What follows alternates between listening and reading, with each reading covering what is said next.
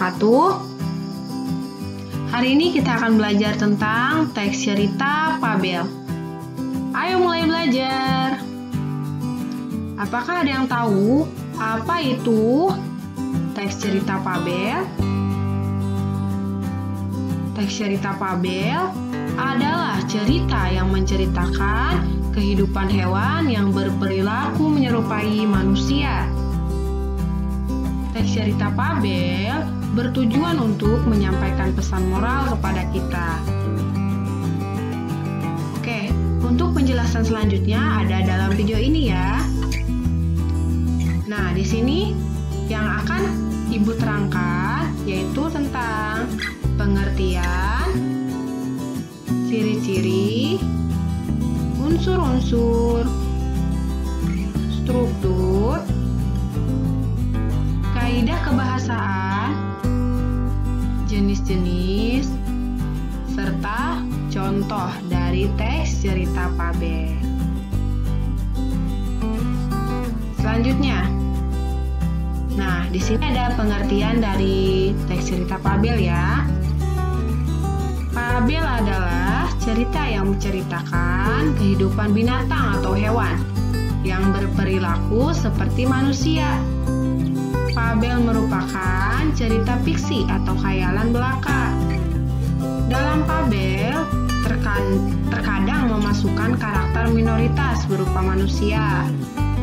Fabel juga disebut dengan cerita moral karena mengandung pesan yang berkaitan dengan moral. Nah, selanjutnya ciri-ciri dari teks cerita fabel ya. Pertama, tokoh yang berperan dalam fabel adalah binatang. Kedua, tema cerita umumnya tentang hubungan sosial. Ketiga, watak yang digambarkan dalam fabel menyerupai watak atau karakter manusia seperti baik, buruk, cerdik, egois, dan lain sebagainya.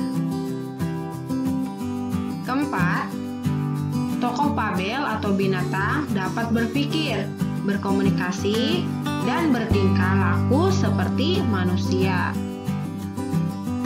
Kelima, sudut pandang yang digunakan adalah sudut pandang orang ketiga. Keenam, jalan ceritanya menggunakan alur maju.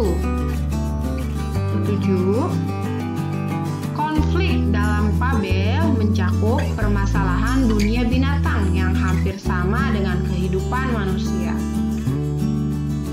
Kedelapan, fabel lengkap dengan menggunakan latar tempat, latar waktu, latar sosial, dan latar emosional.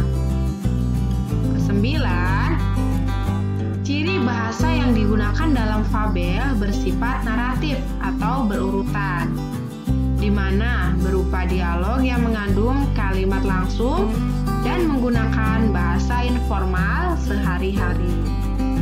Terakhir, atau ke-10, mengandung amanat atau pesan bagi pembacanya. Nah, itu bagian dari ciri-ciri teks cerita fabel. Selanjutnya, unsur-unsur yang terdapat dalam teks cerita fabel ya. Pertama, tema, latar, tokoh, perwatakan, amanat, cara penceritaan atau sudut pandang, tujuan komunikasi fabel seperti menginspirasi, menghibur, atau mendidik. Alur atau biasanya maju ya alurnya ya. Nah, selanjutnya struktur dari teks cerita fabel di sini ada 4 ya. Pertama, orientasi. Kedua, komplikasi. Ketiga, resolusi. Keempat, koda. Nah, pengertian dari orientasi. Orientasi adalah bagian permulaan pada sebuah cerita fabel yang berisikan dengan pengenalan cerita fabel tersebut, yang diantaranya seperti pengenalan tokoh, pengenalan latar tempat dan waktu, pengenalan background atau tema, dan lain sebagainya. Nah, pengertian dari komplikasi. Komplikasi Resolusi adalah klimaks sebuah cerita yang berisikan mengenai puncak masalah yang dialami dan dirasakan oleh tokoh. Sesuai dengan katanya ya, konflik. Konflik ini masalah, berisikan tentang masalah pada cerita. Selanjutnya itu resolusi. Nah, pengertiannya, resolusi adalah bagian teks yang berisikan pemecahan permasalahan yang dialami dan dirasakan oleh tokoh. Sesuai dengan kata resolusi tadi ya, solusi. Terdapat kata solusi di dalam teks tersebut. Terakhir, koda. Koda adalah bagian terakhir teks cerita yang berisikan pesan-pesan dan atau amanat yang terdapat di dalam cerita fabel. Selanjutnya, kaidah kebahasaan. Pertama, kata kerja. Teks fabel memiliki dua kata kerja, yakni kata kerja transitif, yaitu kata kerja yang memiliki objek. Contohnya, ibu memakan sayur.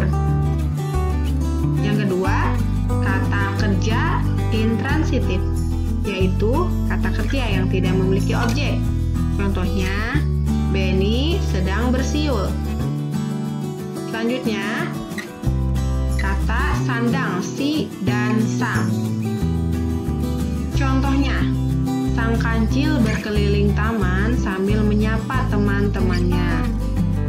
Si siput hanya diam saja mendengar ejekan tersebut. Selanjutnya, kata keterangan tempat dan waktu. Contohnya, pada suatu hari, semut berjalan di taman. Selanjutnya, penggunaan kata hubung. Kata hubung yang sering digunakan dalam teks cerita fabel diantaranya lalu, kemudian, dan akhirnya. Contohnya, akhirnya sang semut meminta maaf dan berjanji untuk tidak mengulanginya. Selanjutnya, jenis-jenis dari teks cerita fabel. Pertama, berdasarkan asal dan ruang lingkupnya,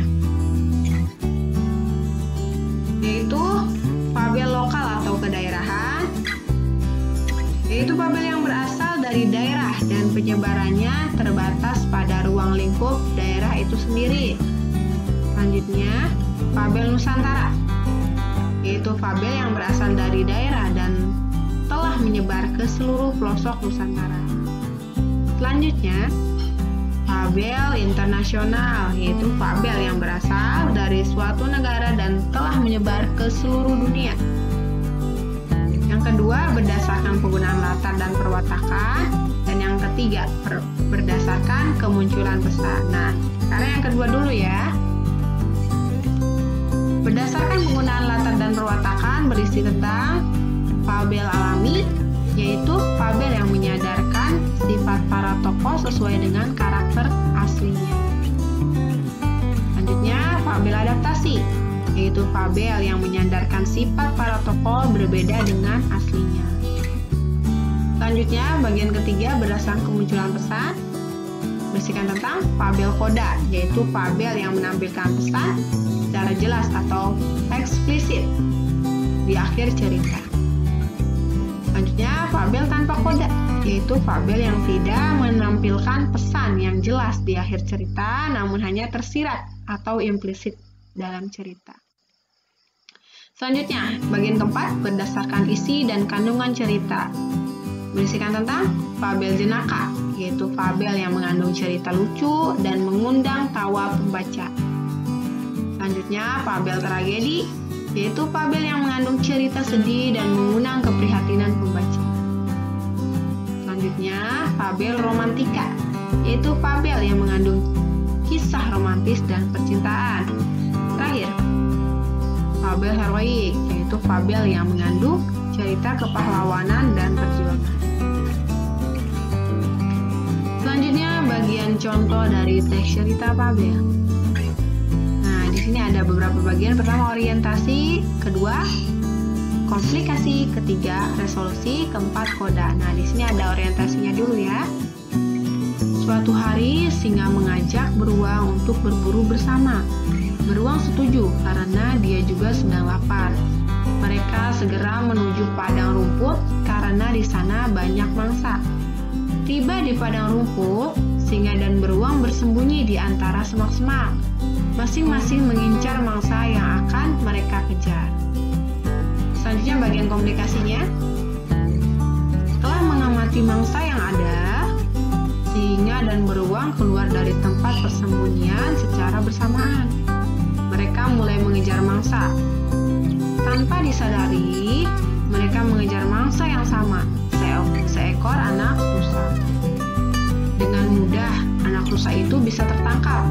Singa dan beruang langsung bertengkar, memperebutkan anak rusa itu.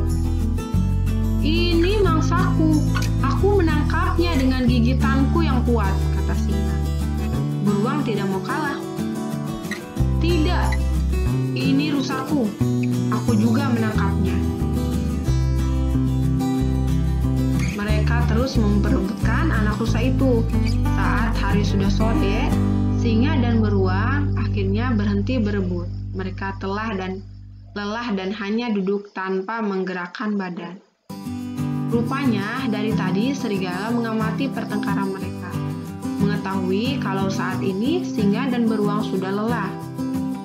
"Ah, ini kesempatanku untuk merebut anak rusa itu," pikir serigala. Serigala segera berlari dan merebut anak rusa itu. "Terima kasih ya, kalian baik sekali memberiku anak rusa yang lezat ini," kata serigala sambil tersenyum. Selanjutnya bagian resolusinya. Dengan sisa tenaga, singa dan beruang berusaha merebut kembali mangsa mereka. Namun mereka sudah terlalu lelah. Akhirnya anak rusa itu dibawa kabur serigala. Bagian terakhir, koda atau penyelesaian. Semua salah kita. Kalau saja kita mau berbagi, pasti kita sama-sama kenyang sekarang, kata mereka dengan wajah yang terlihat menyesal. Nah, oke, sekian pemaparan tentang teks cerita fabel. Terima kasih. Wassalamualaikum warahmatullahi wabarakatuh.